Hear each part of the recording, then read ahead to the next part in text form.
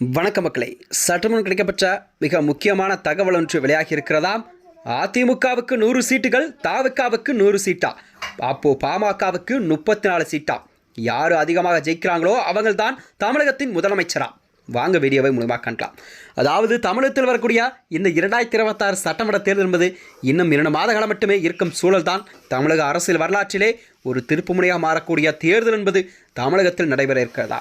அந்த வகையில்தான் தமிழக சட்டமன்ற தேர்தல் களம் 2026 சட்டமன்ற தேர்தலை நோக்கி இப்பொழுதே அனைத்து கட்சிகளும் சூடுபிடிக்க தொடங்கிவிட்டதா.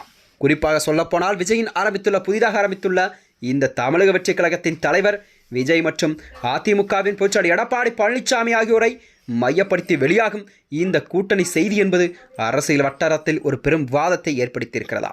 அந்த வகையில்தான் அதாவது டெல்லி மேலிடமான பிரமுகர் ஒருவருடன் விஜய் நடத்திய இந்த கூறப்படும் கூட்டணி பேச்சுவார்த்தை என்பது ஒரு அதிரடியான டீலில் முன்வைக்கப்பட்டதாக தகவல் வெளியாகியிருக்கிறதா.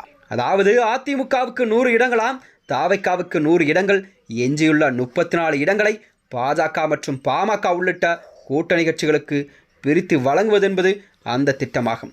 இதில் யார் அதிக இடங்கள் வெற்றி பெறுகிறார்களோ அவர்கள்தான் கண்டிப்பாக தமிழகத்தின் முதலமைச்சர் நாற்காலியில் அமருவார்கள் என்ற நிபந்தனையை விஜய் கராராக விதித்தாக கூறப்படுகிறதா. இந்த நிலையில் தான் இந்த கூட்டணி கணக்குகள் என்பது வெறும் எண்களை பொறுத்தது மட்டுமல்ல, இது தமிழக அரசியலில் ஒரு அதிகார மையத்தை மாற்றியமைக்கக்கூடிய ஒரு வியூகமாக விஜய் பொறுத்தவரை தனது முதல் தேர்தலில் முதலமைச்சர் வேட்பாளராக களமிறங்குவதை விட ஒரு பலமான கூட்டணியை அமைத்து திமுகவை வீழ்த்துவது என்பதே முதல் இலக்காக என்றும் விஜய் கூறியிருக்கிறார்.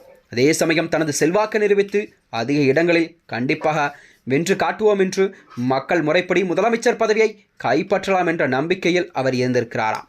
அதாவது 50க்கு 50 என்ற ஃபார்முலாவை முன்வைத்துள்ளதாக தெரிகிறதாம். இந்த டீலுக்கு பாமக மேலிடம் ஓகே சொன்னாலும் எடப்பாடி பழனிசாமி இதற்கு சம்மதிப்பாரா என்பதுதான் இப்போது $1 மில்லியன் கேள்விக்குறியாக உருவெடுத்திருக்கிறதா.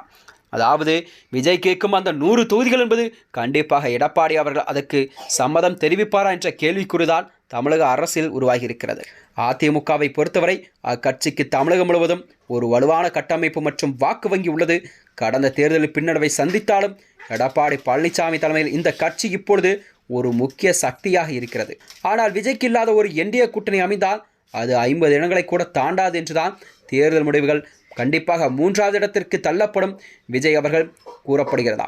இந்த நிலையில்தான் விஜய் முன்வைத்துள்ள இந்த டீலை அதிமுக ஏற்றுக்கொண்டால் அது என்டிஏ கூட்டணிக்கு மிக எளிதாக 20 இடங்களுக்கு மேல் வெற்றி பெற்று ஆட்சியை பிடிக்கும் என்றுதான் கூறப்படுகிறதா.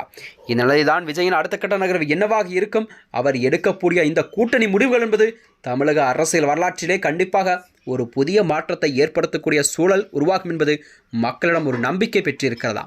மேலும் இது போன்ற வீடியோக்களை தெரிந்து கொள்ள நமது சேனலை மறக்காமல் சப்ஸ்கிரைப் செய்து கொள்ளும். நன்றி, வணக்கம்.